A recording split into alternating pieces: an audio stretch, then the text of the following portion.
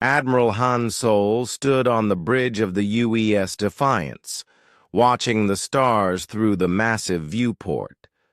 The ship floated at the edge of Council space, where human territory met the vast empire of alien worlds.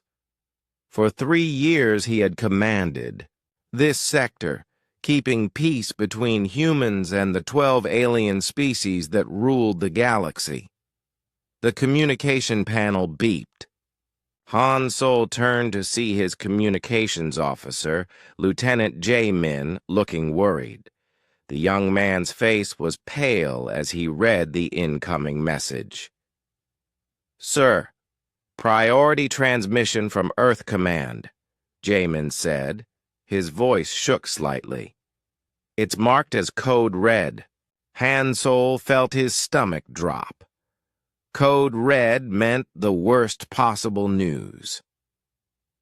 He walked to the communication station and took the message tablet. As he read, his expression grew darker with each line.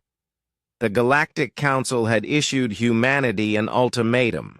Every human colony outside the Sol system had 30 standard days to pack up and leave.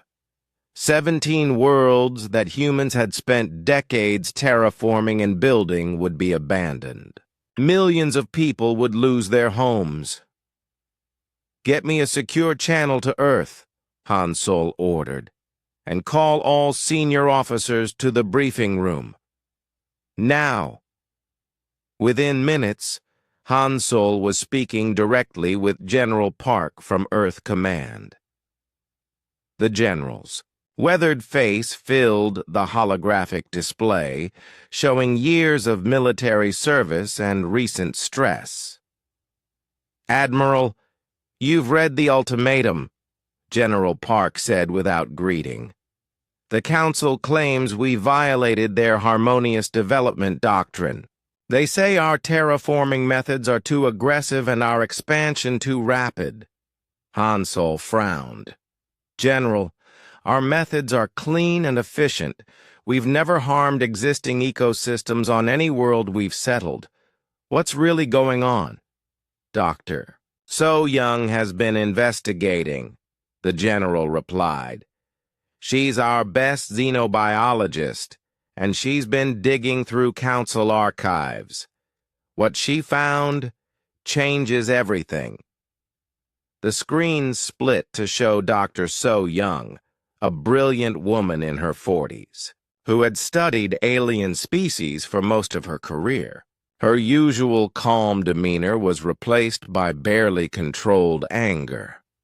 "Admiral, this isn't about our farming techniques or expansion speed," she said. "I found classified Velcrani reports in their diplomatic files.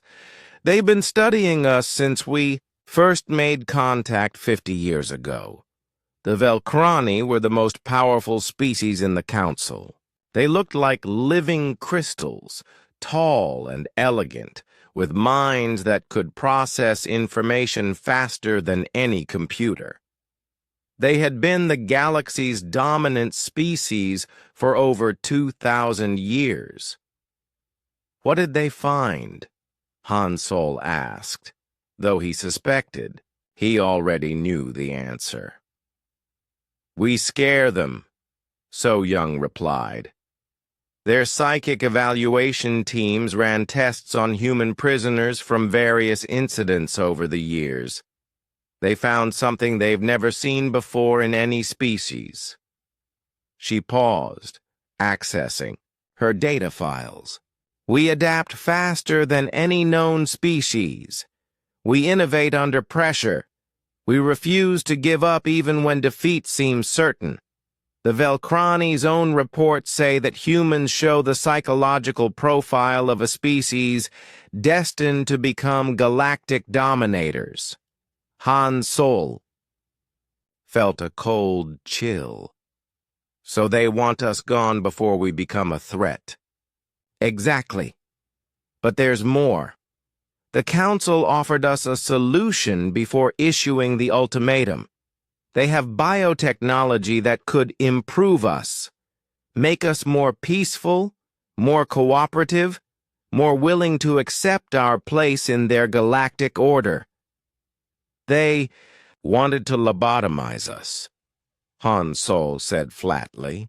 When Earth refused, they decided on forced relocation. Push us to the galaxy's edge where we can't interfere with their plans. General Park leaned forward. Admiral, I need you to understand the situation. We have 17 colonies with over 50 million people total. Our merchant fleet can't evacuate. Everyone in 30 days. Even if we could, where would we take them? The Outer Rim has no habitable worlds. Han Sol studied the star maps floating around the briefing room. Human space was tiny compared to the Council's territory. Earth and her colonies occupied less than 1% of known space, but they had made that small area incredibly productive. What are our military options? He asked. Limited, General Park admitted. The Council has over 10,000 ships. We have maybe 300, including cargo vessels we could convert to military use. Their technology is more advanced in most areas. Most areas? Han Sol caught the qualification. Dr. So Young smiled grimly. We've learned a few things they haven't. Our weapons research has focused on efficiency and power rather than elegance. We've also developed some unconventional approaches to warfare. Before Han Sol could ask for details, another message arrived. This one came from Captain Min Ho of the colony ship New Sol, orbiting the agricultural world of Kepler 442b. The captain's face appeared on screen, showing a man in his 50s with graying hair and determined eyes. Behind him, Han Sol could see the bridge of a civilian vessel that had been converted into a colony command center. Admiral, I've received the evacuation order, Min Ho said. I'm refusing to comply. Captain, you have 50,000 civilians under your protection, Han Sol warned. The Council will not hesitate to use force. Sir, my people spent 10 years turning dead soil into fertile farmland. We've built cities, schools, hospitals. This is our home now. We won't abandon it just because some aliens decided we're inconvenient. Han Sol looked at the determination in the captain's eyes and recognized something familiar. It was the same stubborn refusal to surrender that had carried humanity through every crisis in their history. Captain, I understand your position, but, Admiral, with respect, you need to understand ours. Every person on this world volunteered to leave Earth and start over. We came here knowing we might die. We stayed through meteor storms, crop failures, and disease outbreaks. We're not leaving now. The transmission ended, leaving Han Sol staring at a blank screen. He turned to his senior officers, all of whom had been listening to the conversation. Opinions? He asked. Commander Yun Su, his tactical officer, spoke first. Sir, if we fight, we'll lose. The numbers are too heavily against us. If we run, we lose everything, countered Lieutenant Commander Heywan, his intelligence officer. The Council will never let us settle anywhere decent. They'll keep pushing us further out until we're scattered across dead worlds. Han Sol nodded. Both assessments were correct. Humanity faced an impossible choice: accept exile and slow extinction, or fight a war they couldn't win. There might be a third option, Dr. So Young said from the communication screen. We've been developing some contingency plans, projects that the Council doesn't know about. What kind of projects? Han Sol asked. The kind that change the rules of the game entirely. But Admiral, if we go down this path, there's no turning back. The galaxy will never see us the same way again. Han Sol looked around his bridge at the faces of his crew. These people had trusted him to keep them safe, to represent humanity's interests in a galaxy that saw them as primitive newcomers. Now he had to decide whether to lead them into exile or into a war that would reshape everything. The countdown had begun. In 30 days, humanity would either surrender their dreams of expansion or face the combined might of the Galactic Council. As Han Sol stared at the stars, he wondered if Dr. So Young's mysterious projects could possibly be enough to level the playing field. One thing was certain: humanity would not go quietly into the dark. 28 days after the ultimatum, the alien fleet arrived at Kepler 442b like a storm cloud blotting out the stars. Captain Minho watched from the bridge of New Seoul as over 200 ships materialized from hyperspace, their hulls gleaming with the advanced alloys that marked Council technology. The fleet was massive. 3 Velkrani dreadnoughts dominated the formation, each one larger than a city and capable of cracking continents with their main weapons. Around them swarmed dozens of smaller vessels from different Council species, sleek Sorok destroyers that looked like flying knives, bulbous Hydran cruisers designed for deep space warfare, and the insectoid Chitrak carriers that buzzed with fighter craft. "Sir, incoming transmission," reported Communications Officer Lee Yun-young, her voice steady despite the overwhelming odds they faced. The main screen flickered to life, showing the angular crystal face of a Velkrani admiral. The alien's features were carved from what looked like living diamond, with eyes that glowed like blue stars. When it spoke, its voice resonated with harmonic overtones that human ears found unsettling. "Human vessels, this is Admiral Zalthek of the Galactic Council Fleet. Your species has 6 standard hours to board transport ships and evacuate this system. Any resistance will be met with corrective action." Min Ho stood slowly, straightening his uniform. Around him, his bridge crew watched with tense expressions.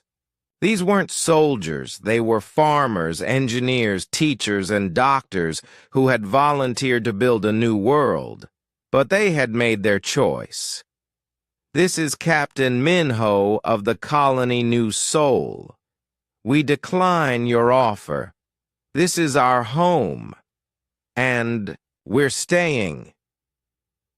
The Velkrani's crystalline features shifted in what might have been surprise. "Captain, your species has already been given more consideration than most. Do not mistake Council patience for weakness. You have 6 hours." The transmission ended, leaving the bridge in silence. Minho turned to his tactical officer, Commander Jae-won, a former Earth Defense Force pilot who had retired to colony life but still remembered how to fight. "How many ships do we have?" Minho asked. 12 patrol craft, sir. They're armed with mining lasers and short-range missiles. Against that fleet?" Jae-won shook his head. "I know the odds, Commander, but we're not planning to win a straight. Fight." Minho activated the colony-wide communication system.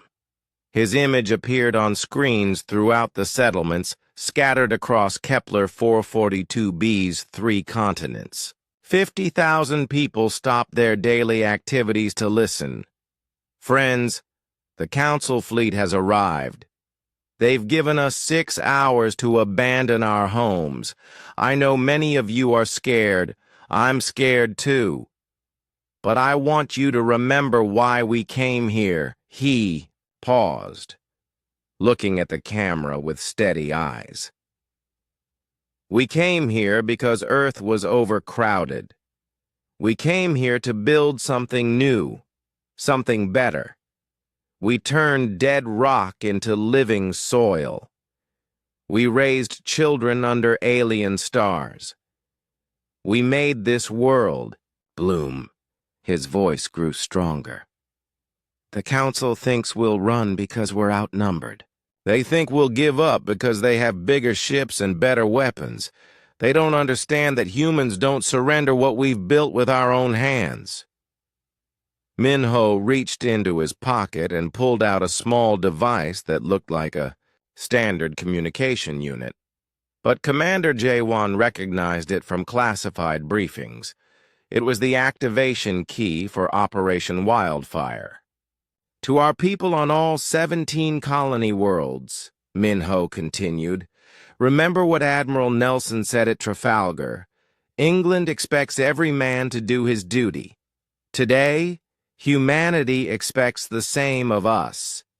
He pressed the button on the device. Across human space, 17 colony worlds received the same signal simultaneously. On each world, teams of engineers who had been working in secret for years activated systems that no one else knew existed. Deep beneath the surface of Kepler 442b, fusion charges that had been disguised as geothermal energy taps began their countdown sequence. Similar devices activated on 16 other worlds, all carefully placed along fault lines and near unstable planetary cores. The plan wasn't to destroy the worlds. That would accomplish nothing.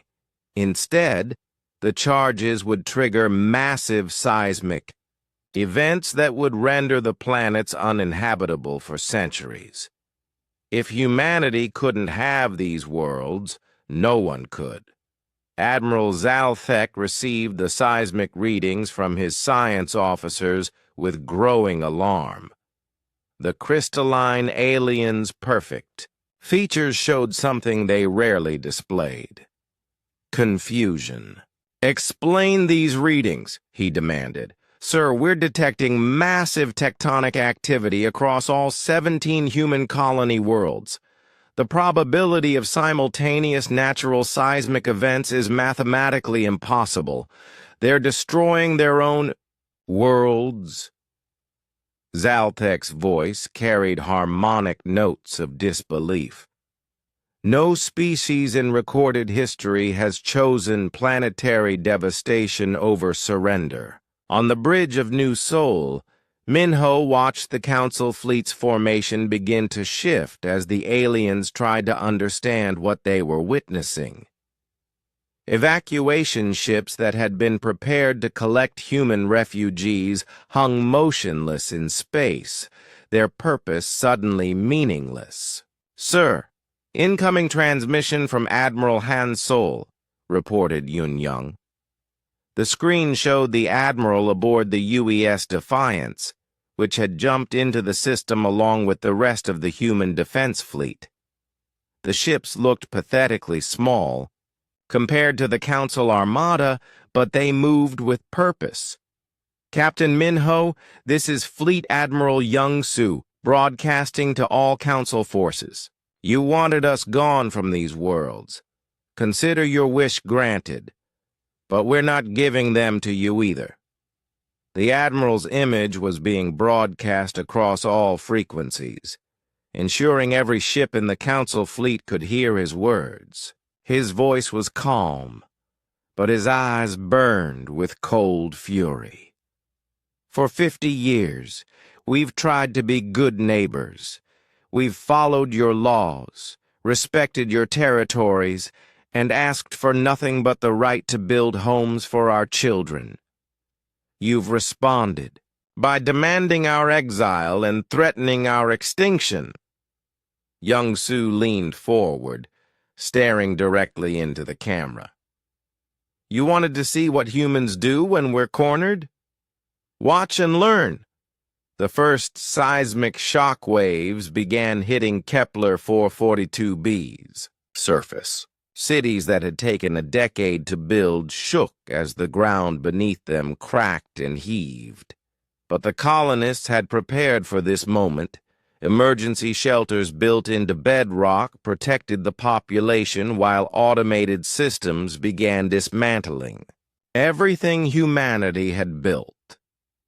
If they couldn't keep their farms and cities, they would deny them to their enemies. Admiral Zalthek watched in fascination and horror as similar scenes played out on 16 other worlds. Industrial centers vanished into newly formed chasms. Orbital elevators collapsed as their ground anchors shifted. Terraforming stations shut down, beginning the process of returning atmosphere to its pre-human state. They're committing civilizational suicide, whispered his science officer, a younger Velkrani whose crystal features flickered with stress patterns. No, Zalthek corrected, his ancient mind finally grasping what he was witnessing. They're sending a message. They're showing us that they would rather destroy what they've built than let us take it. The tactical implications hit him like a physical blow. If humans were willing to devastate their own worlds rather than surrender them, what would they do to Council territory if this conflict escalated? Captain Minho's voice echoed across the communication channels one final time. We're evacuating now as requested, but remember this day, Council. Remember that when you pushed humanity too far, we chose to burn our own homes rather than bow to your demands. The human evacuation fleet began launching from all 17 worlds simultaneously. But these weren't refugees fleeing in panic. They were moving with military precision, taking everything of value and leaving behind only scorched earth. As the first human transport ships cleared planetary atmospheres, Admiral Zalthek realized that the Council had made a catastrophic miscalculation. They had assumed that humanity's attachment to their colonies would make them compliant.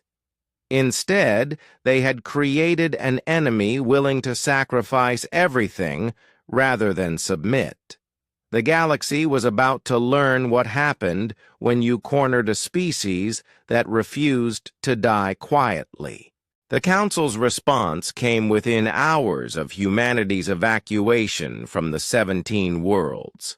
Emergency sessions were held across 12 different species' homeworlds, and the decision was unanimous. Humanity had crossed a line that could not be ignored. Supreme Chancellor Velthar of the Velkrani addressed the galaxy from the Council's central chamber on Nexus Prime. The ancient crystalline being stood 3 meters tall, his body pulsing with inner light as he spoke to representatives of thousands of species. The humans have shown their true nature, Velthar declared, his harmonic voice carrying across subspace communication networks. They are not a species that can be reasoned with or controlled. They destroy rather than compromise. They choose chaos over order. The chamber filled with sounds of agreement from various alien species. The Saurok delegation hissed their approval, while the Hydran representatives created low, rumbling sounds that vibrated through the water-filled portions of the chamber. Therefore, Velthar continued, the Galactic Council declares humanity a rogue species. All member worlds are authorized to use any necessary force to contain this threat to galactic stability. Within days, massive fleets began moving toward human space from 12 different directions. The Council had decided that if humanity wanted to play by violent rules, they would face the full might of galactic civilization. They expected the war to last weeks at most. General Dong-hyun stood in the command center buried deep beneath Earth's surface, watching tactical displays that showed enemy fleets approaching from all directions. The displays painted a picture of overwhelming odds, over 10,000 alien ships converging on human space like a closing fist, but the general was smiling. "Sir, the Proxima fleet is requesting permission to engage," reported his aide, Colonel Sung-ho. "Tell Captain Hyun-woo he's cleared for Operation Revelation," Dong-hyun replied. "And activate all hidden installations. It's time to show them what we've really been building." Across human space, asteroids that had appeared barren for decades suddenly came alive with energy signatures. What the Council had assumed were mining operations revealed themselves to be something far more dangerous. Weapon platforms that had been carefully disguised and strategically positioned. The first alien fleet to learn this lesson was the Velkrani 3rd Battle Group, commanded by Admiral Kethvar. His 50 ships dropped out of hyperspace at the edge of the Proxima Centauri system, expecting to find a few human patrol craft and maybe a defensive station. Instead, they found themselves in a killing field. Captain Hyun-woo watched from the bridge of his destroyer, the UES Incheon, as the asteroid belt around Proxima lit up with weapon signatures. Railguns that had been hidden inside hollowed-out rocks began firing depleted uranium slugs at 5% of light speed. The projectiles moved too fast for alien point defense systems to track, punching through crystalline Velkrani armor like it was paper. "Target the lead dreadnought," Hyun-woo ordered his weapons officer. "Let's see how their shields handle fusion torpedoes." The Incheon was a tiny ship compared to the massive Velkrani vessel, but it carried weapons that pushed the boundaries of known physics. The fusion torpedo that launched from its bow burned hotter than the core of a star, designed not just to damage, but to completely vaporize whatever it hit. Admiral Kethvar watched in shock as his flagship's shields collapsed under the impossible heat of the human weapon. The torpedo punched through his ship's hull and detonated inside, turning the massive dreadnought into an expanding ball of plasma. "All ships, evasive maneuvers," he broadcast from his auxiliary bridge. "Human weapons are more advanced than intelligence suggested." But there was nowhere to run. The asteroids weren't just weapon platforms.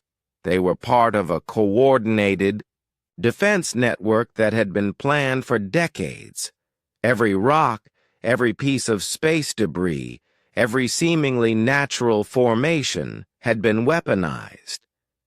Captain Hyun-woo's tactical display showed the alien fleet's formation collapsing as ships tried to avoid the crossfire. This was the moment he had trained for his entire career. "All ships, implement Tactic 7, he broadcast to the human fleet. "Show them what happens when you corner a wolf pack." The human ships moved like predators, using the asteroid field as cover while they stalked much larger prey. The UES Incheon dove between two massive rocks, using their bulk to shield his approach to a Velkrani cruiser. When he emerged, he was close enough to see individual alien crew members through the transparent sections of their hull. "Ramming speed," Hyun-woo ordered calmly. His crew stared at him in shock. "Sir, that's suicide," his first officer protested. "No, Lieutenant Ko, that's victory." The engine accelerated directly toward the alien cruiser, its fusion engines pushing far beyond safe limits. But just before impact, Hyun-woo activated a system the aliens had never seen before. Quantum mines that didn't just destroy matter, but erased it from existence entirely. The Velkrani cruiser simply vanished, leaving behind only empty space and confused sensor readings. Across the battle zone, similar scenes played out as human ships used tactics that the civilized aliens considered impossible. Ships that should have been destroyed by superior firepower instead turned their damage into weapons, ramming enemy vessels at relativistic speeds. Crews that should have surrendered instead activated self-destruct sequences that took enemy formations with them. Commander So-min, piloting humanity's first stealth corvette, slipped through the chaos like a ghost. Her ship used technology reverse-engineered from crashed alien scouts, bending light and gravity to remain invisible. She had a different mission than the direct combat vessels. Her target was the alien fleet's command ship, where Admiral Kethvar was trying to coordinate his remaining forces. So-min's corvette phased through the dreadnought's shields like they didn't exist, using quantum tunneling technology that shouldn't have been possible. Once inside the enemy vessel, she uploaded a virus into their computer network. But this wasn't a normal virus. It was a mimetic weapon designed by human psychologists who had studied alien minds for decades. The virus exploited the rigid psychological conditioning that made Council species so civilized, causing mass panic and breakdown of command structures. Alien crew members began experiencing emotions they had been conditioned never to feel. Fear, doubt, and most terrifying of all, the realization that their enemy was more advanced than they had believed possible.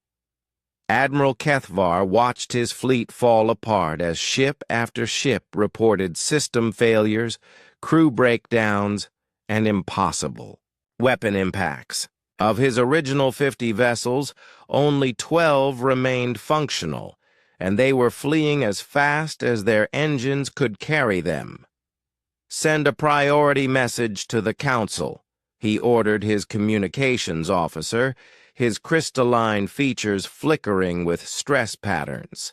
"Human military capability has been severely underestimated. Recommend immediate strategic withdrawal and reassessment." But even as his surviving ships jumped to hyperspace, Kethvar knew the damage was done. For the first time in recorded galactic history, a Council fleet had been defeated by a supposedly primitive species. The news spread across the galaxy at the speed of light, carried by quantum communication networks that couldn't be jammed or intercepted. Humanity had not just survived the first alien attack.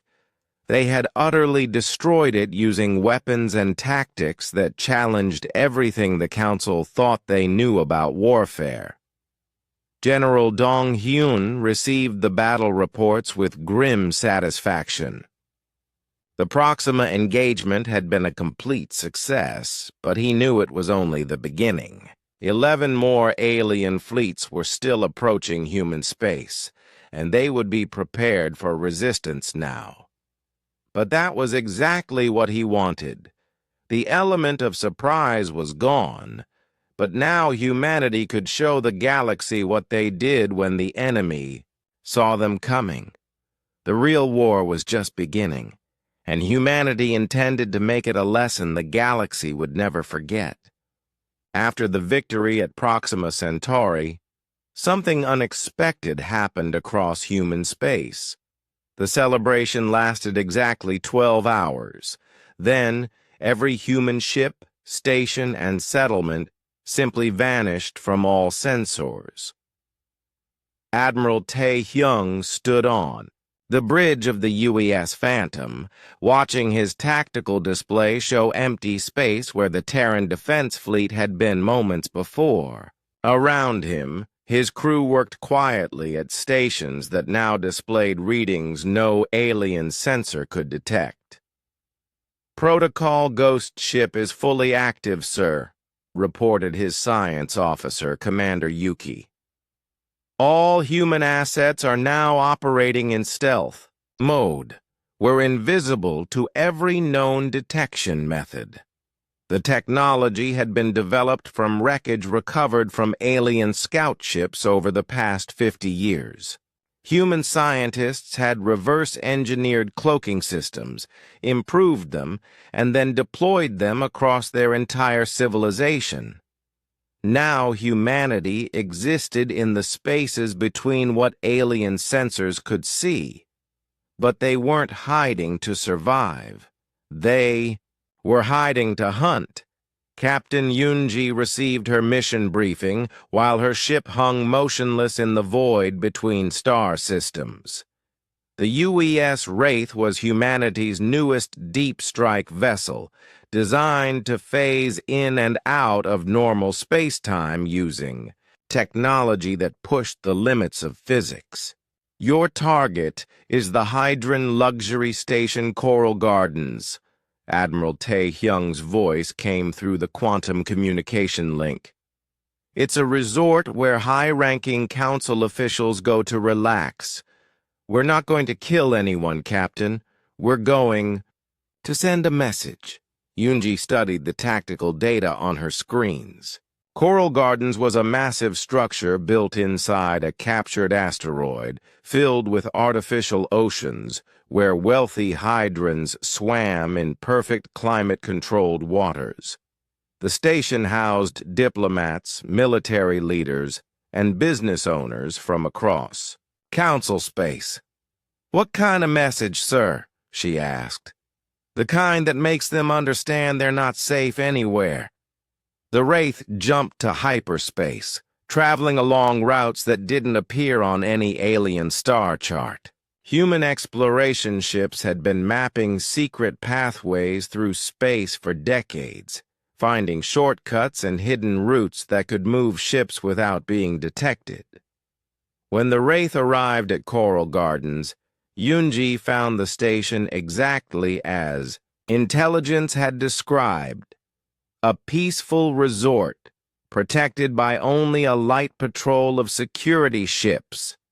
The Hydrons had never imagined that anyone would attack a civilian target so deep in Council space. "Begin phase insertion," Yoonji ordered. The Wraiths. Experimental drive activated, shifting the ship slightly out of normal space-time. They could see the station and its defenders, but to alien sensors the human ship simply didn't exist. It was like being a ghost that could choose when to become solid. Yoonji's team moved through the station like shadows. They disabled the main power generators, not destroying them but installing human-built regulators that would cause random failures for months. They accessed the communication systems and uploaded files containing detailed information about human military capabilities, information that would terrify anyone who read it. Most importantly, they left behind small devices in every major gathering area. The devices weren't weapons. They were holographic projectors that would activate randomly over the coming weeks, showing images of human soldiers standing in the exact spots where council leaders thought they were safe. The message was clear. Humanity could reach anywhere, anytime, and there was nothing the Council could do to stop them. Similar operations took place across Council space. Industrial worlds woke up to find their manufacturing centers reduced to slag, but with no signs of how the attacks had happened. Shipping lanes that had been safe for centuries suddenly became hunting grounds where cargo vessels disappeared without trace. The psychological effect was devastating. Council species that had known only peace and order for millennia suddenly lived in constant fear of an enemy they couldn't see or predict. Dr. Chang Min, humanity's leading expert on alien psychology, broadcast a message across the galaxy using hijacked communication networks. His face appeared on screens throughout Council space, speaking in the calm tone of a professor giving a lecture. Citizens of the Galactic Council, this is Dr. Chang Min of the Terran Psychological Warfare Division. I want to explain what you're experiencing right now. The transmission couldn't be blocked or traced, appearing simultaneously on thousands of different networks across dozens of star systems. Your leaders told you that humans were primitive and easily controlled. They forgot to mention that we spent thousands of years as apex predators on a death world. Every species on Earth that tried to hunt us is now extinct, and we haven't forgotten those lessons. Chang Min's expression remained calm and friendly, which somehow made his words more terrifying. You wanted us to be civilized, but civilization is just a thin layer over our true nature. Underneath, we're still the creatures that hunted mammoths with stone tools and conquered our entire planet using nothing but intelligence and determination. He paused, allowing his words to sink in across the galaxy. Your council thought they could pressure us into submission. They forgot that humans don't break under pressure. We adapt. And now we're hunting you. On the aquatic world of Hydros Prime, the ruling council of the Hydran species met in emergency session. The elegant blue beings swam in perfect formation through their underwater cities, but their usual grace was disrupted by fear. Elder Flowing Current spoke for the gathered leaders, her bioluminescent patterns flickering with stress signals. The humans have struck 17 targets in our territory this cycle. Our security forces cannot detect their ships, cannot predict their movements, cannot protect our civilians. Perhaps we should consider withdrawal from this conflict, suggested Elder Deep Swimmer, his elderly form showing signs of exhaustion. Our species joined the Council for protection and prosperity, not to fight ghosts. The Chitrak were having similar discussions in their hive cities. The insectoid species that had once dominated entire sectors with their swarm tactics now found their own worlds under attack by an enemy that struck without warning and vanished before retaliation was possible. Queen Mother Zixthak received reports from her warrior caste with growing alarm. The humans fight like the shadow hunters from our old legends, she chittered to her advisors. They exist between spaces, striking when we least expect. Even the proud Sauroch, whose warrior culture had dominated dozens of worlds, began to show cracks in their confidence. General Sethvar, supreme commander of their military forces, admitted something no Sauroch had ever said before.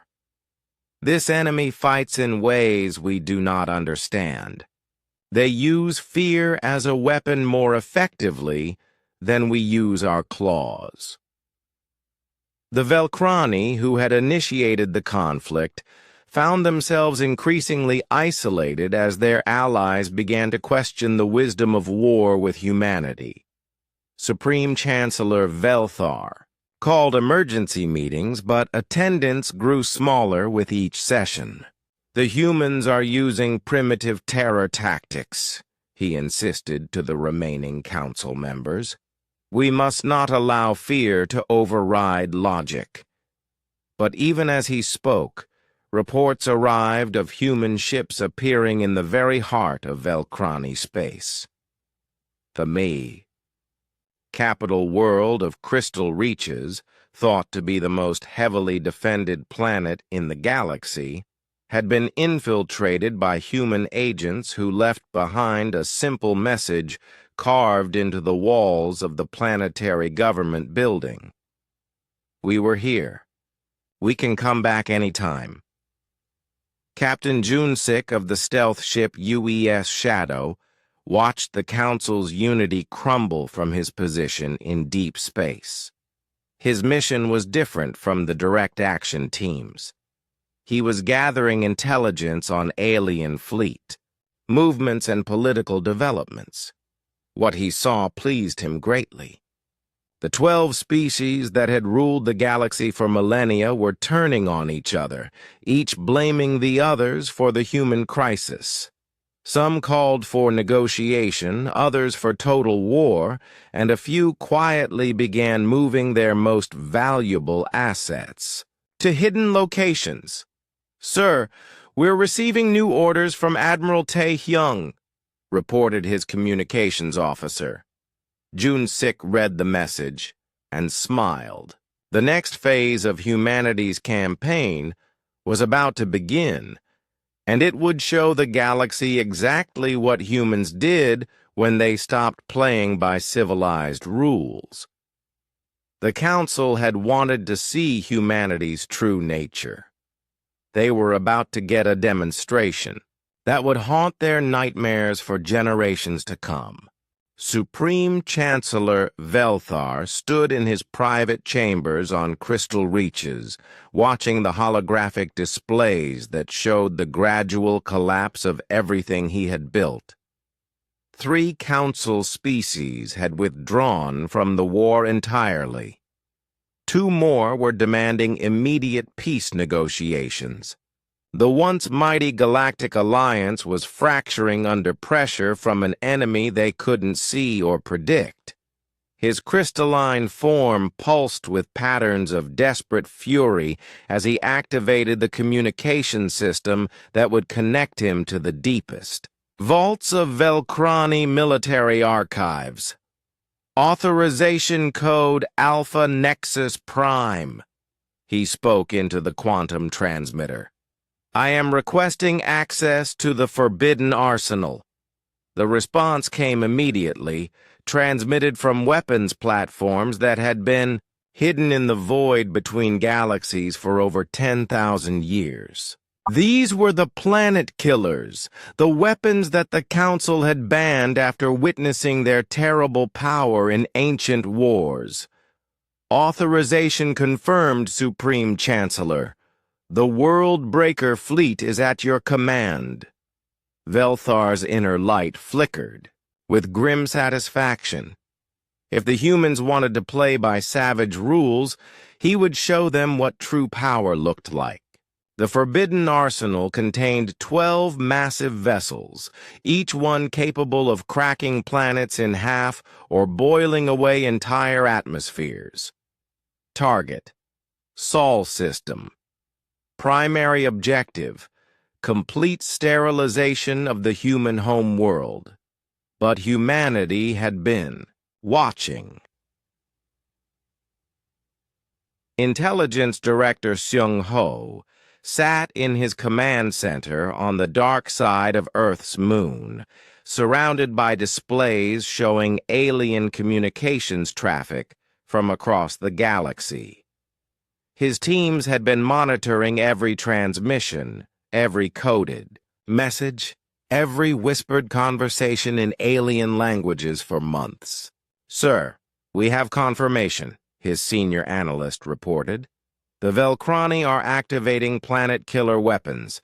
Estimated arrival time at Earth, 6 standard days. Shung Ho nodded calmly. They had expected this escalation. When you corner a predator, it uses its deadliest weapons to escape.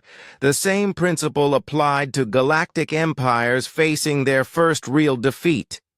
Send the activation codes to Fleet Admiral Jin A, he ordered.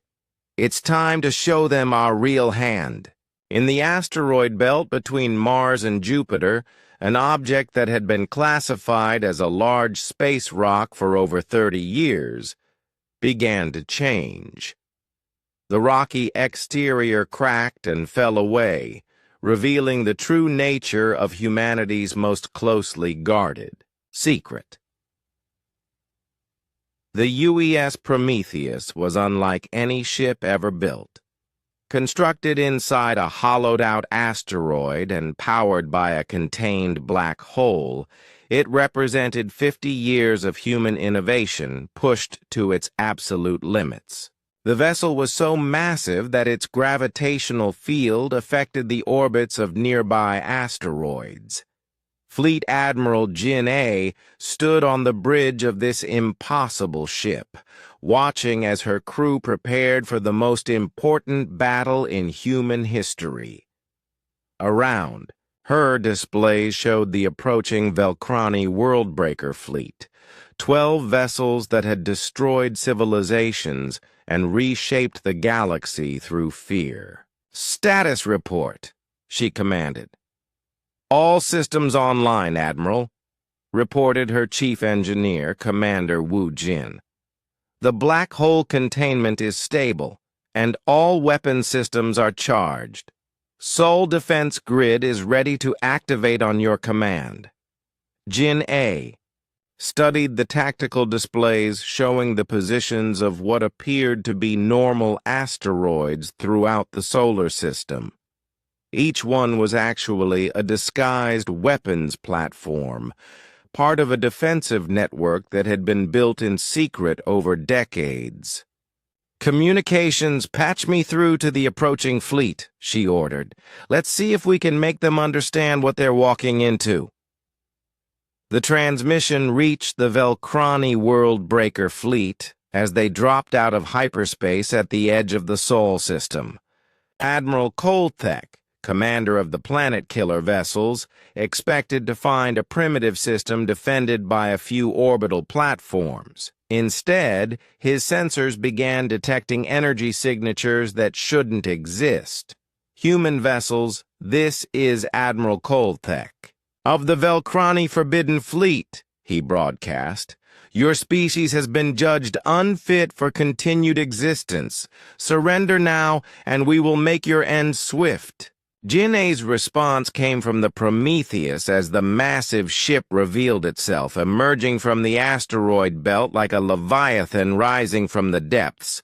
"Admiral Kolthek, this is Fleet Admiral Jin A of the Terran Defense Force. You've come here to destroy our world." "I'm afraid I can't allow that." Kolthek stared at his tactical displays in disbelief. The human vessel was showing energy readings that exceeded anything in his databases. Its mass was comparable to a small moon, and the gravitational distortions around it suggested technologies that shouldn't be possible. "Impossible," he whispered. "No species develops such capabilities without council oversight." "You've been watching us for 50 years, Jin A replied calmly. "You saw what you expected to see. You forgot that humans are very good at hiding things we don't want found." The Battle of Sol began when Kolthek ordered his fleet to advance. The 12 Worldbreaker ships moved in formation, their massive hulls bristling with weapons designed to crack continents. Each vessel could destroy a planet single-handedly, and together they represented the most destructive force ever assembled. they never made it halfway to Earth. The Sol defense grid activated all at once, revealing thousands of weapon platforms that had been disguised as space debris for decades. The entire solar system became a crossfire zone where physics itself was turned into a weapon.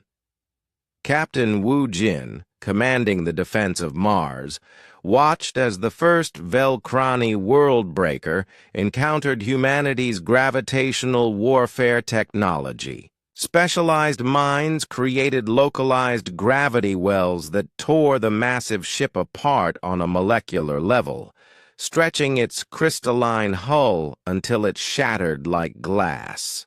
"Target destroyed, Admiral," he reported to Jin-A. "Gravity bombs are performing better than projected."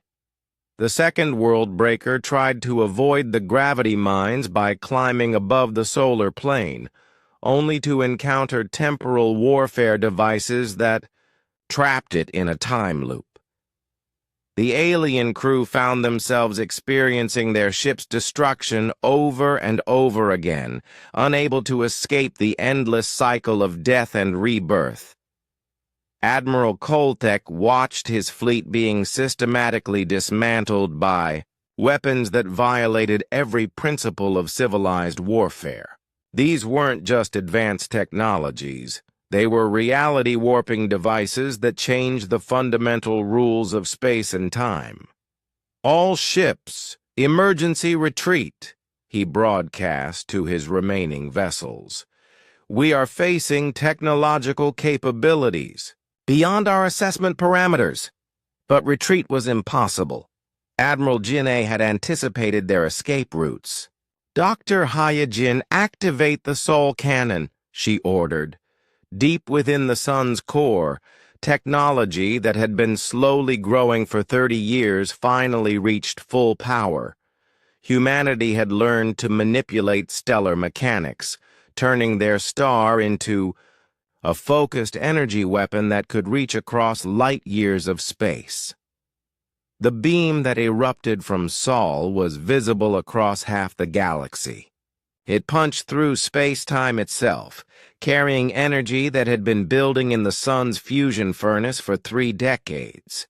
The beam reached out beyond the solar system, striking at carefully selected targets in the heart of Council space. On Crystal Reaches, the Velcrani capital world, the night sky suddenly blazed with impossible light as the Sol cannon's energy arrived. The beam didn't destroy the planet. That would have been crude and wasteful.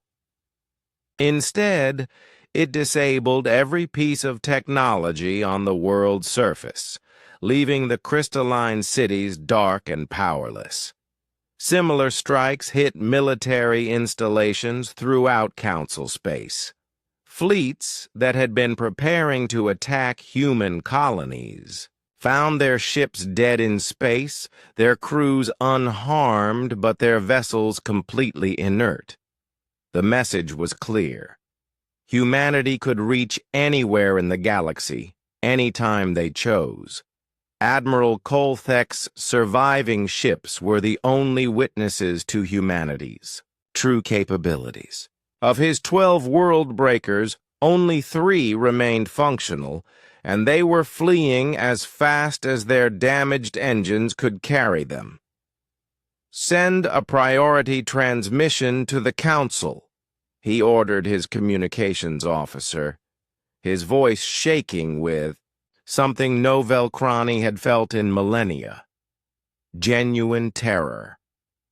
Human technological capabilities are beyond all known parameters. They possess weapons that manipulate fundamental forces. Recommend immediate cessation of all hostile actions.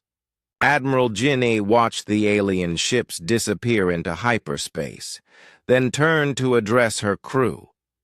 Around her, the bridge of the Prometheus hummed with the power of technologies that had taken humanity to the very edge of what was possible. "Well, done, everyone. Send word to all human fleets. The Sol system is secure. and broadcast a message to the Council. It's time they understood the new rules. The transmission that went out from Earth reached every corner of the galaxy simultaneously, carried by quantum communicators that bypassed all known jamming technologies. Admiral Jin A's image appeared on screens throughout Council space. Her expression calm, but her eyes blazing with the fire of humanity's determination. Leaders of the Galactic Council, this is Fleet Admiral Jin A of the Terran Defense Force. You came here to destroy our world and our species. Instead, you've learned what happens when you corner a species that refuses to die. She paused, letting her words sink in across the galaxy. Your world-breaker fleet has been neutralized. Your military installations have been disabled. Your capital worlds are defenseless. We could end your civilizations right now, just as you plan to end ours. Another pause, more pregnant with meaning. 3 months after the Battle of Sol, representatives from all 12 Council species arrived at the edge of the solar system in unarmed diplomatic vessels. Their proud warships were gone, replaced by simple transport craft that broadcast continuous signals of peaceful intent. President Ne Young of the United Earth Government stood in the observation deck of Humanity Station, a massive structure that had been built in orbit around Jupiter specifically for this moment. Through the transparent aluminum walls, she could see the alien diplomatic convoy maintaining a respectful distance, waiting for permission to approach. "They've been out there for 6 hours," reported her aide, Ambassador Park. "Just waiting, not demanding anything, not issuing ultimatums. They're actually asking for permission to talk." Na Young smiled at the irony. 6 months ago, these same species had issued humanity an ultimatum and threatened genocide. Now they were asking politely for a conversation. Let them wait another hour, she decided. It's important they understand that we're not desperate to talk to them. The delay was calculated. Human psychologists had spent decades studying alien behavior patterns, and they understood that most council species interpreted eagerness as weakness. The longer humanity made them wait, the more seriously they would take the eventual negotiations. When the alien delegation finally received permission to dock, President Ne Young was waiting in the main conference room. The chamber had been designed to accommodate different species' environmental needs, sections with higher gravity for the Sauroch, water-filled areas for the Hydrons, and specialized lighting for the crystalline Velcrani. Supreme Chancellor Velthar entered first, his crystalline form dimmed with what humans had learned to recognize as humility. Behind him came representatives from the other council species, all showing signs of stress and defeat. President Na Young, Velthar spoke, his harmonic voice lacking its usual arrogance. We come to discuss terms for ending this conflict. Terms for ending, Na Young repeated, raising an eyebrow. Chancellor, you started this war. You issued ultimatums. You sent planet-killer fleets to destroy our world. And now you want to negotiate an end? The alien delegation exchanged glances. This wasn't going as they had hoped. They had expected desperate humans eager to make peace. Instead, they faced a leader who seemed perfectly comfortable with the current situation. We may have misjudged the situation, admitted Elder Flowing Current of the Hydrons, her bioluminescent patterns flickering with embarrassment. We did not understand human capabilities or resolve. No, you didn't, Na-Young agreed, and that's exactly the problem. For 50 years, you've treated us like primitive children who needed guidance. You never bothered to learn who we really are or what we're capable of. She activated a holographic display that showed the current state of the galaxy.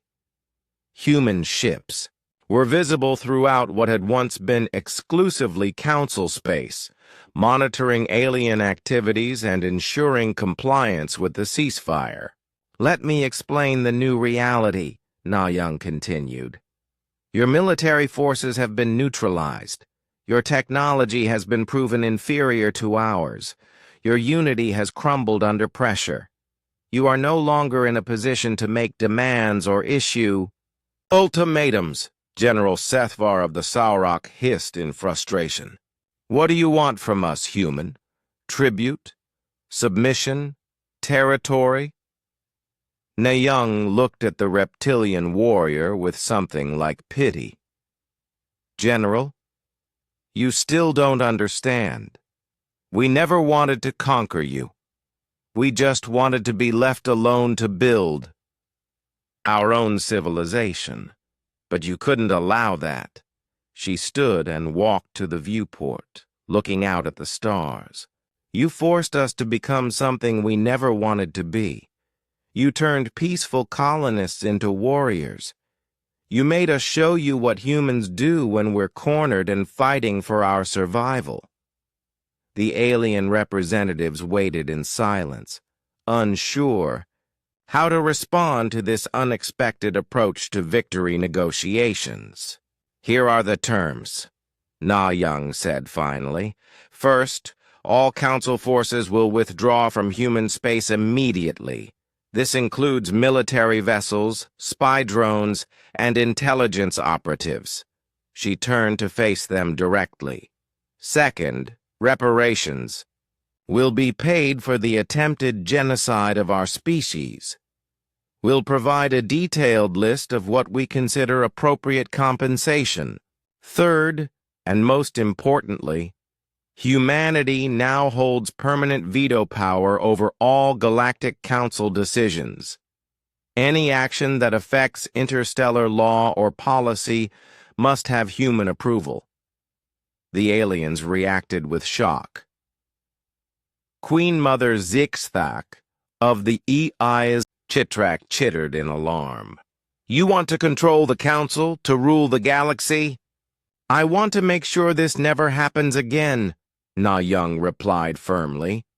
We don't want to rule you. We want to make sure you can never again decide that an entire species should be exterminated just because they don't fit your idea of proper behavior. She activated another display showing human military installations that were now visible throughout the galaxy.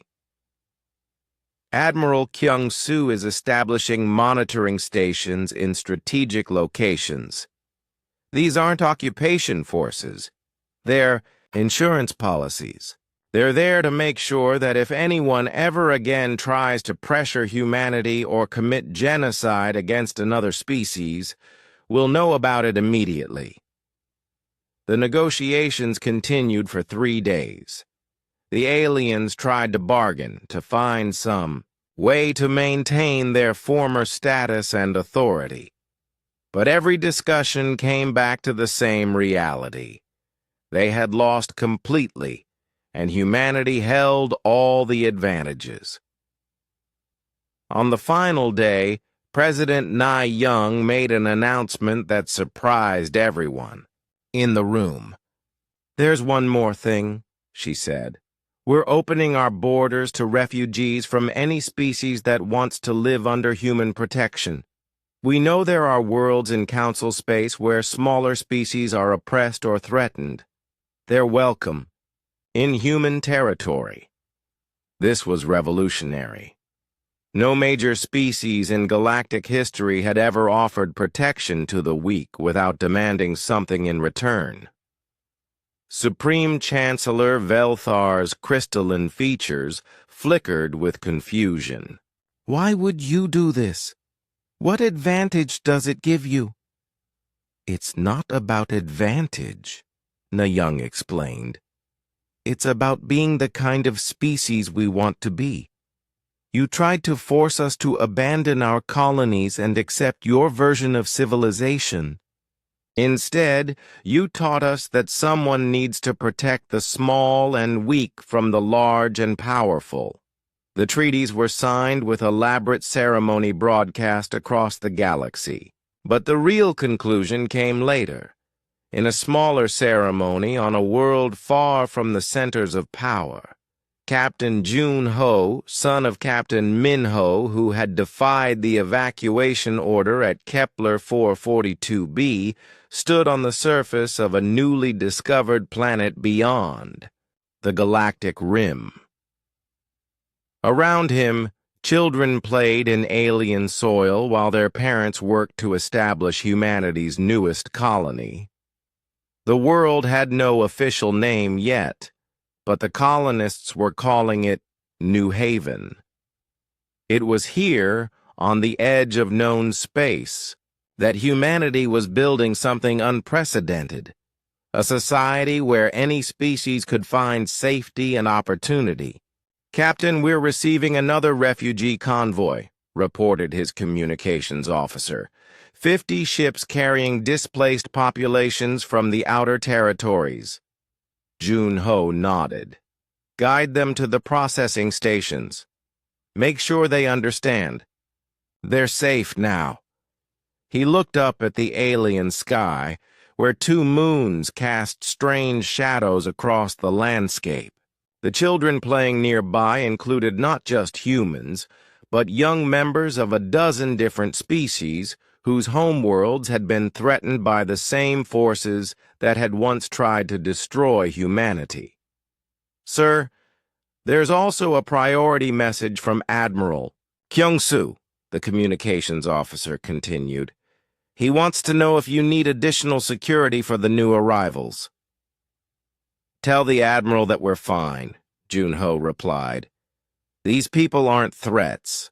They're families looking for a place to build new lives." As the day ended and the alien moons rose higher, Jun Ho reflected on how much the galaxy had changed.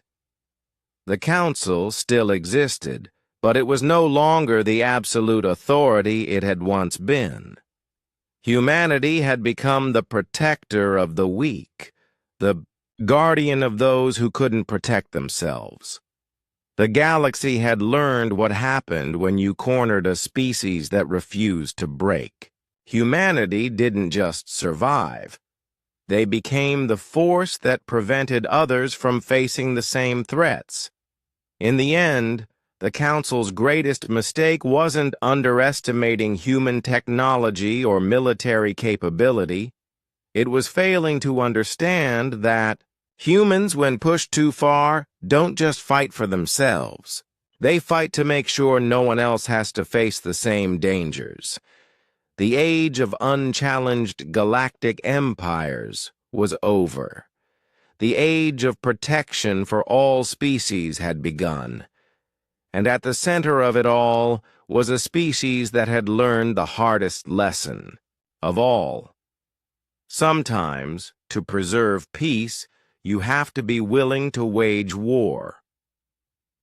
The stars watched silently as humanity took its place not as conquerors, but as guardians of a galaxy that would never again see genocide go unchallenged. The Council had pressured humanity too far, and humanity had responded with fire. But in the end, that fire had become a light that protected all who needed shelter from the darkness.